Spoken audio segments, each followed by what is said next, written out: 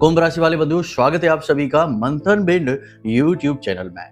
तो कुंभ राशि वालों, आज के कार्यक्रम को जरा ध्यान से देखिए, क्योंकि आपके जीवन में इस एक गुप्त शक्ति का पूरा प्रभाव चल रहा है। इस समय पर इस एक गुप्त शक्ति ने, या यूं कहें कि अदृश्य शक्ति ने आपको चारों तरफ से घेर रखा है।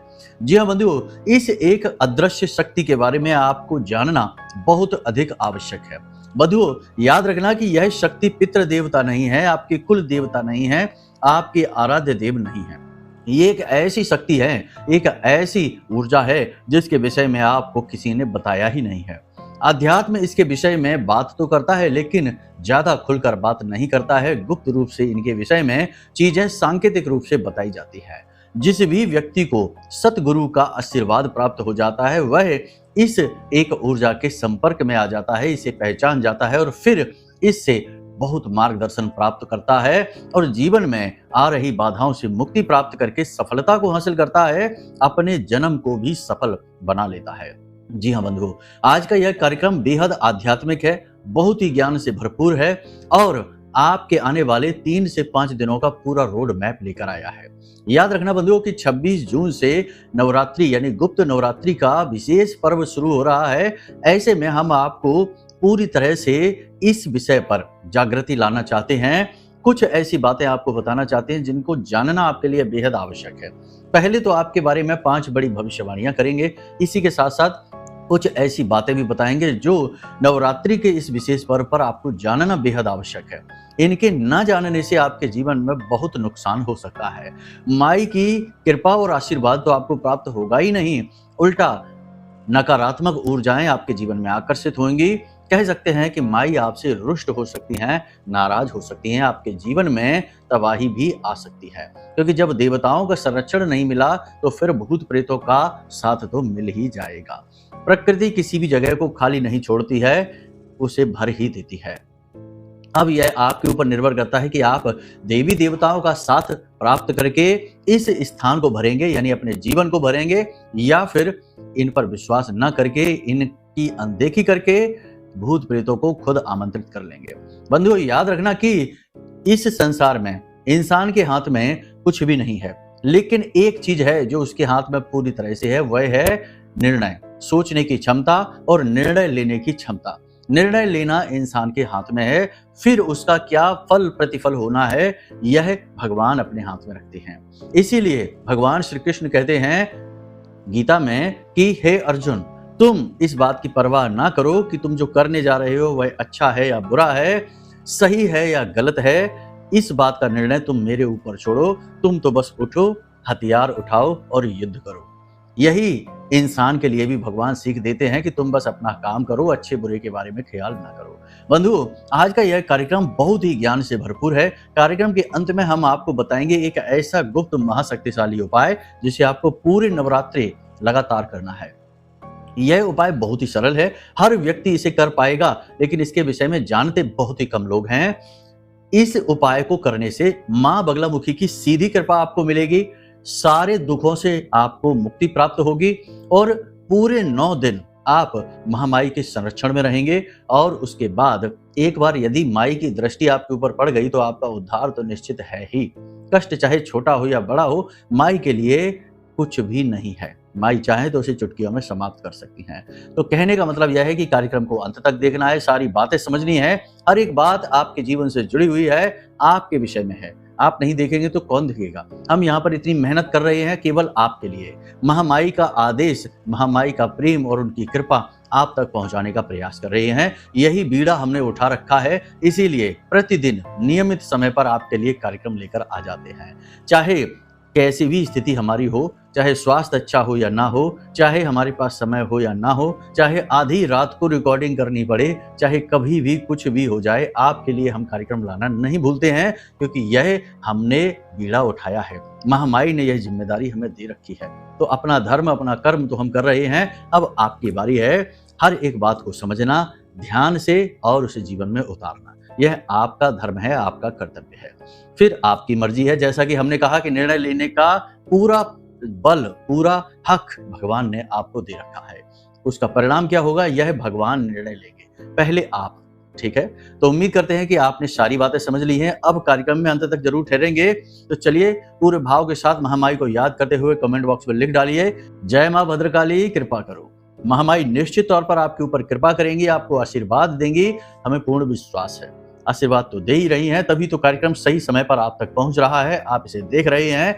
निश्चित तौर पर माई ने ही यह निर्णय लिया है, आपको चुना है कि आप आज इस ज्ञान को प्राप्त करें और अपने जीवन को अभिभूत करें महामाई के प्रेम और आशीर्वाद के साथ। यदि माई के लिए भाव मन में सचमुच में गहरा है, तो कमेंट बॉक्स में ये लिखना ना भूलना कि मैं भी माई के परिवार का हिस्सा हूँ। जब आप ऐसा लिखेंगे तो माई आपको पूरा आशीर्वाद देंगी, आपके जीवन में अपनी कृपा दृष्टि बनाएंगी और आपके सारे दुखों को दूर कर देंगी। ठीक है, तो चलिए अब अपने मूल विषय को शुरू करते हैं। सबसे पहले बात करते हैं 5 बड़ी भविष्यवाणियों की, फिर आपको उस एक शक्ति के विषय में बताएंगे जो आपको चारों तरफ से घेर कर बैठी है।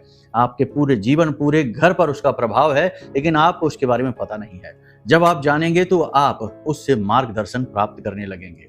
हम आपको पूरी प्रयोग विधि के आधार पर बताएंगे और आप खुद ही इसके विषय में पता लगा लेंगे कि कौन सी वह शक्ति है, किसने आपको चारों तरफ से घेर रखा है और आपके जीवन में जो दुख हैं उन्हें दूर करने में आप उससे मदद कैसे ले पाएंगे। जी हाँ बंधुओं, वह आपकी अपनी शक्ति है, वह धरती पर आई ही आपके लिए है। जब आप इस संसार में आए हैं, ठीक आपके साथ वह भी इस संसार में आई है, और आप जब इस संसार से जाएंगे, मृत्यु लोक को छोड़कर जाएंगे, तो आपके साथ ही वह शक्ति चली जाएगी। जी हाँ, अब आप समझिए कि वह प्रतिपल आपके साथ रहती है, आपके जीवन के हर एक फैसले को देख रही है।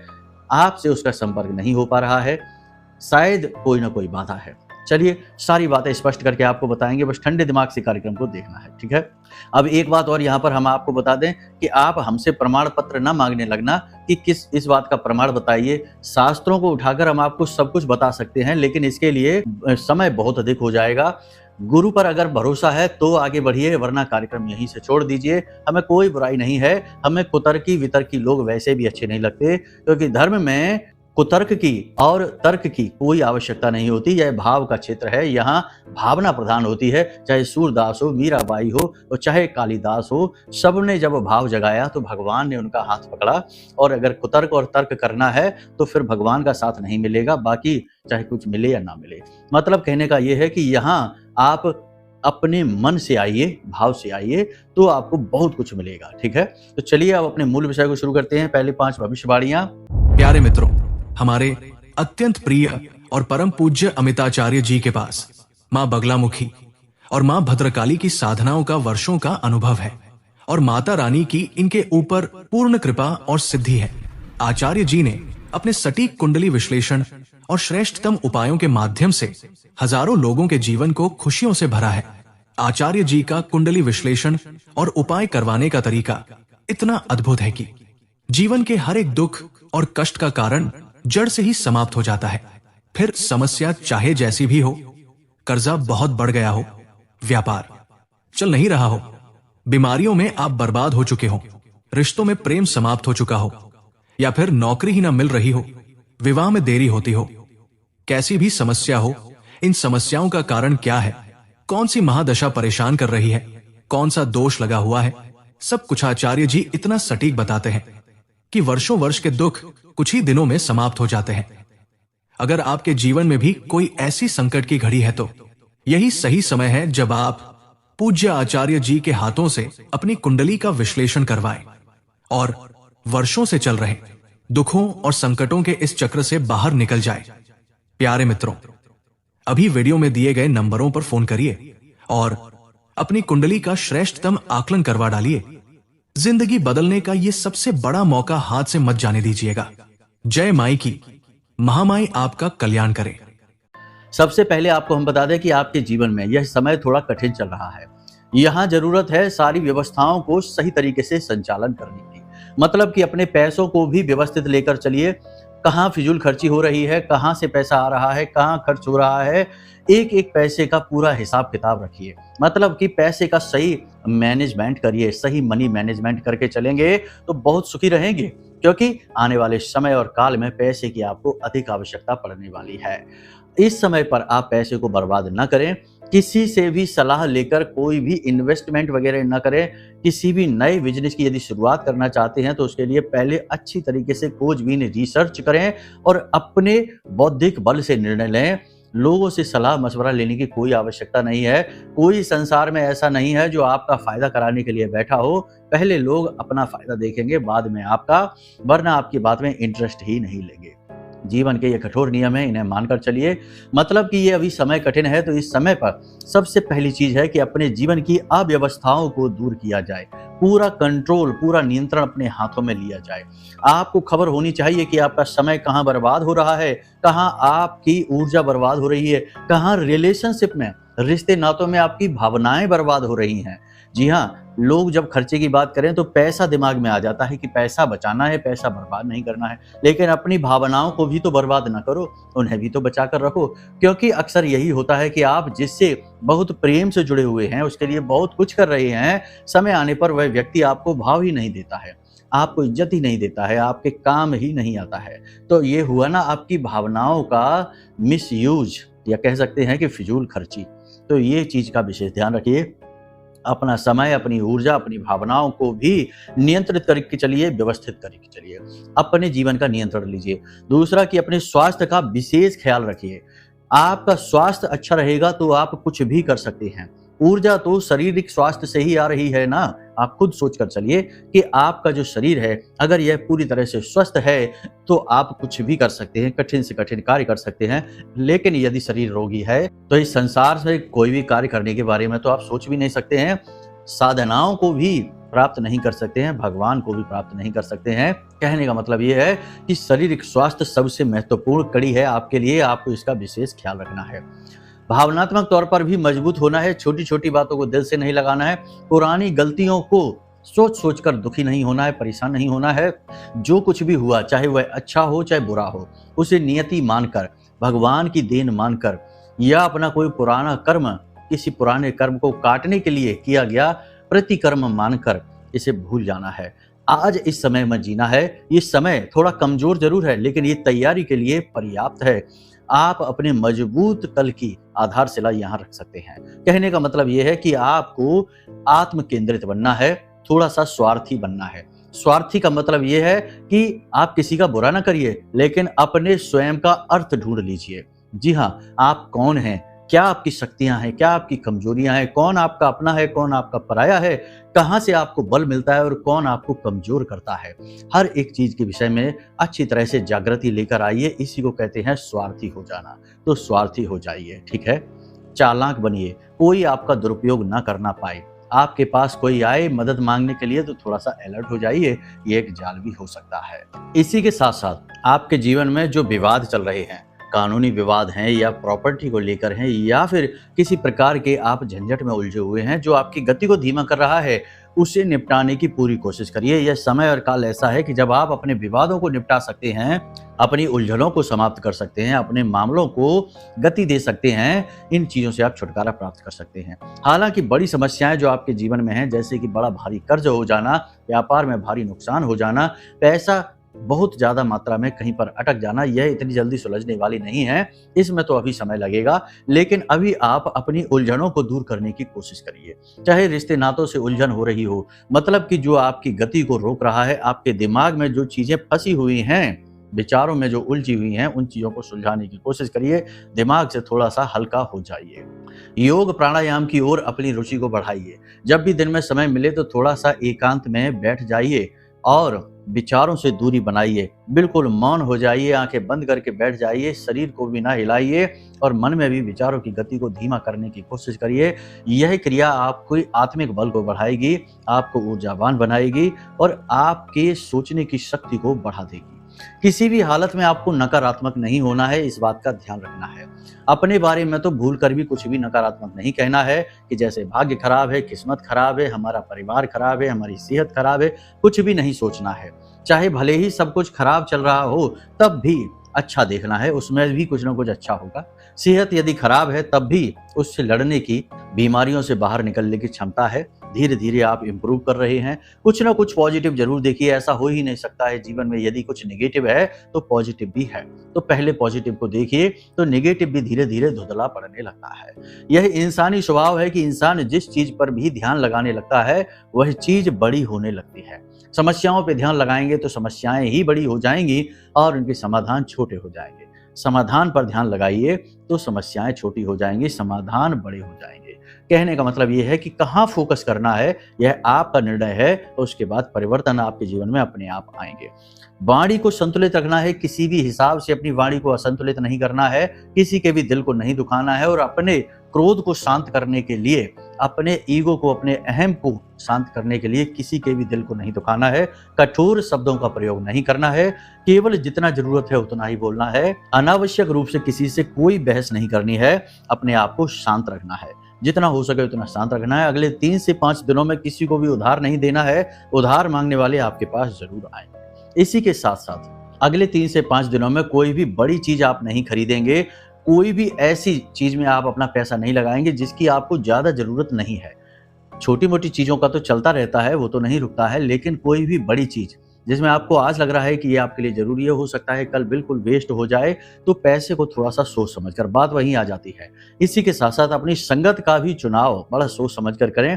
आपकी संगत में आपके आसपास कुछ लोग हैं जो बड़े भयानक नकारात्मक हैं, वे ना तो कभी अपना भला कर पाएंगे ना दूसरों का भला कर पाएंगे, केवल और केवल नकारात्मकता फैलाकर दूसरों के भी मन को खराब कर देंगे, जीवन को खराब कर देंगे, और खुद का तो उनका है ही।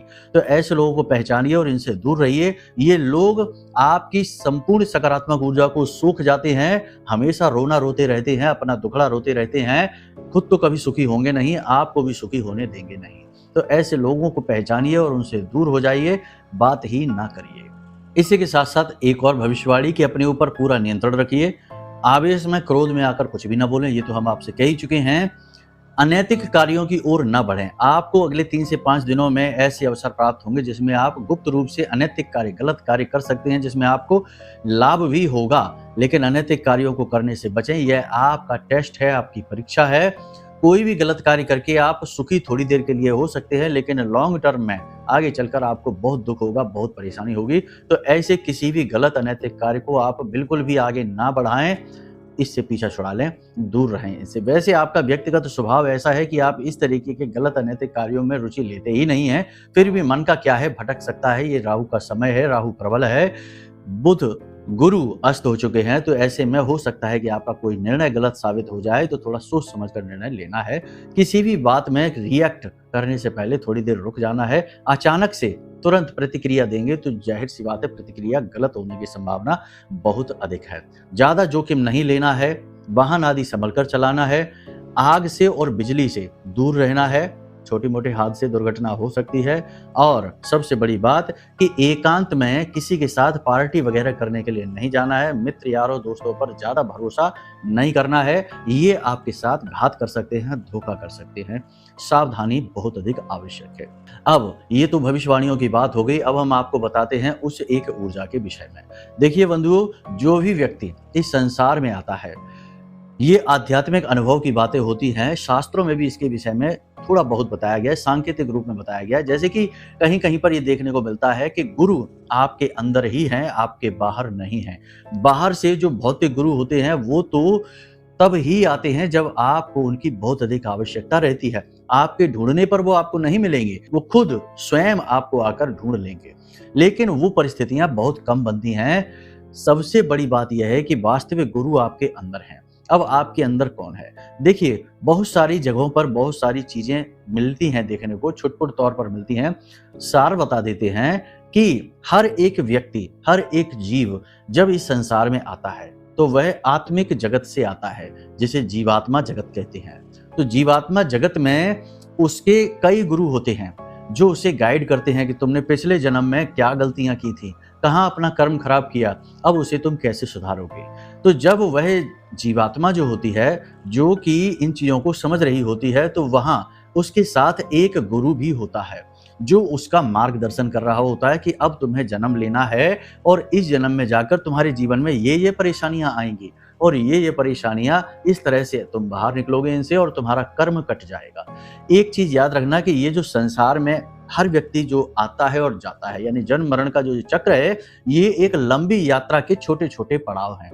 यहाँ पर सभी आकर अपने अपने कर्मों का हिसाब किताब करके जाते हैं। तो ये इसलिए है ताकि आपकी आत्मिक शुद्धि हो और आपकी आत्मा पूर्ण रूप से प्योर होके, शुद्ध होके फिर उस परम ब्रह्म में जाकर मिल जाए, मुक्ति उसे प्राप्त हो जाए। यही इसका अंतिम लक्ष्य है। तो अब ऐसे में जब जीव का जन्म होता है इस संसार में, तो उसके साथ एक दिव्य शक्ति, या यूं कहें कि उसके गुरु भी इस संसार में आते हैं, जो अदृश्य रूप में उसके साथ रहते हैं। अब ये गुरु कौन होते हैं, ध्यान से समझिए। जो योग साधनाएं करते हैं, जो ध्यान में बैठते हैं और जो उस पराभौतिक लोक से जुड़ जाते हैं, यानी जीवात्मा जगत से जुड़ जाते हैं, वे इस बात को अच्छी तरीके से जानते हैं। योगियों के अनुभव हैं जो हम आपको बता रहे हैं, और थोड़े बहुत यहाँ हमारे अनुभव भी हैं जो हम आपको बता रहे हैं। तो यहाँ पर हम जो बता रहे हैं उसे आप ध्यान से सुनिए। ये जो आपके साथ आपके गुरु बनकर आते हैं, ये वो होते हैं जो सिद्ध संत होते हैं, जिन्होंने बड़ी सिद्धियां हासिल कर रखी हैं और जो मुक्ति मार्ग पर हैं, और वे जीवात्मा जगत में जानबूझकर रुके हुए हैं, या यूं कहें कि ईश्वर का आदेश मानकर रुके हुए हैं। और वे इसलिए रुके हुए हैं ताकि वे भटके हुए जीवात्माओं को सत मार्ग पर लेकर जाएं और उन्हें मार्गदर्शन करें, उन्हें दिखाएं रास्ता। इसलिए वे जन्म होने के बाद भी उस जीव के साथ रहते हैं। कहने का मतलब यह है कि हर एक आत्मा के साथ एक गुरु भी हर वक्त मौजूद रहते हैं। प्रमाण इसका यह है कि जब कोई व्यक्ति अपने मृत्यु के नजदीक जाता है, तो अक्सर आपने सुना होगा कि लोग अनाप शनाप बातें कहने लगते। कोई कहता है, देखो यहाँ पर कोई खड़ा है जो मुझसे कह रहा है कि अब चलो, ये चलने का समय आ गया, अब तुम्हारा समय पूरा हो गया। इस तरीके की बातें अक्सर दिखाई देती हैं। तो मृत्यु का जब समय नजदीक आ जाता है, मृत्यु शैया पर जब लोग पहुंचते हैं, तो उन्हें वो गुरु, वह सतगुरु दिखाई देना शुरू हो जाता है। कहने का मतलब यह है कि अब आपके साथ कौन सा वह गुरु है, कौन सा वह दैवीय शक्ति का स्वरूप है, ये आपकी जिम्मेदारी है जानना। कैसे जानेंगे आप ये? अच्छा, कुछ उदाहरणों से और आपको समझाते हैं। कभी कभी किसी की दुर्घटना हो जाती है और उसमें से बाल बाल बचकर निकल आते हैं, तो लोग अक्सर ये कहते हैं कि पता नहीं किस देवी देवता ने रक्षा की, पता नहीं किसने जान बचा ली, वरना तो यहाँ हालत खराब थी।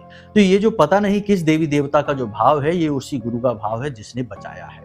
क्योंकि अभी आपका कर्म इस संसार में बाकी था, उद्देश्य पूरा नहीं हुआ था, इसलिए उसने आपको बाल बाल वहां से बचा लिया। ठीक है, चीजें समझ में आ गई आपको? अब ध्यान से सुनिए कि आप कैसे पहचानेंगे कि वह कौन है और आप उससे मार्गदर्शन कैसे प्राप्त करेंगे। बहुत ही सरल तरीका है, हम आपको बताते हैं। ध्यान से सुनिए, इस प्रयोग को करके देखना। प्रयोग लंबा है क्योंकि ये बात बहुत गहरी और बड़ी है।